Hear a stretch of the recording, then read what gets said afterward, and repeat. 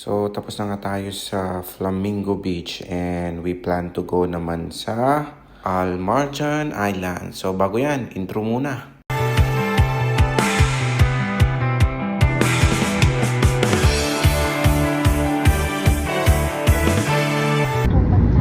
So, good morning, good morning. So, disclaimer nga lang po, no, itong episode natin na to ay isang city tour lamang.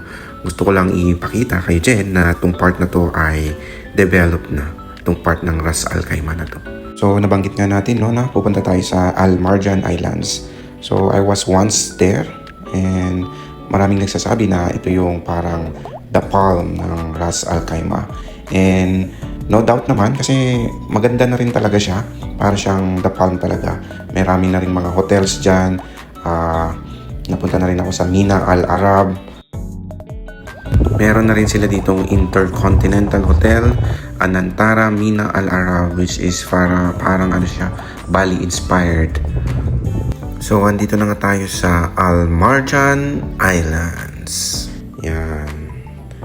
So, wala naman kaming plan na magtagal dito ni Jen. Gusto ko lang ipakita sa kanya na this part of Ras Al Khaimah is developed na din na parang nasa The Palm, Dubai ka na.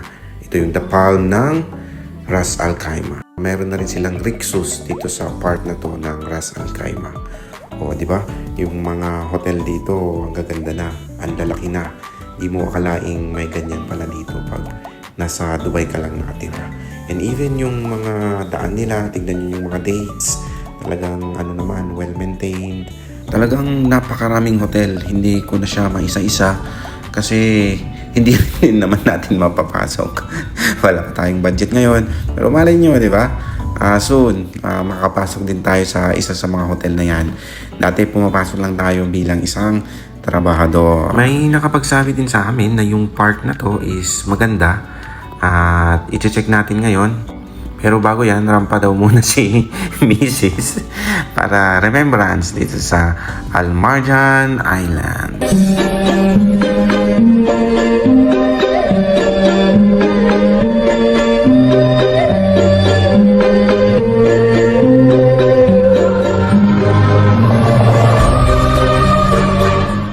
At syempre, hindi rin naman tayo pahuhuli, di ba? Alangan naman siya lang yung may remembrance dito sa Al Marjan Islands.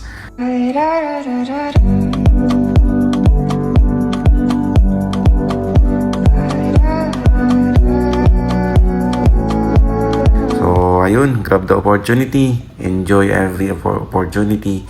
So, soon, makakabalik din tayo dito. Hindi lang padaan-daan na lang, kundi mag-check-in tayo sa isa sa mga hotel na nadaanan natin. So, claim it! Actually, maganda rin yung park kasi meron ding mga kainan. Ayan, yung isa pang hotel, may Doubletree Hotel. Tapos, Movenpick. And then, scenic din naman yung view. May Rove din sila.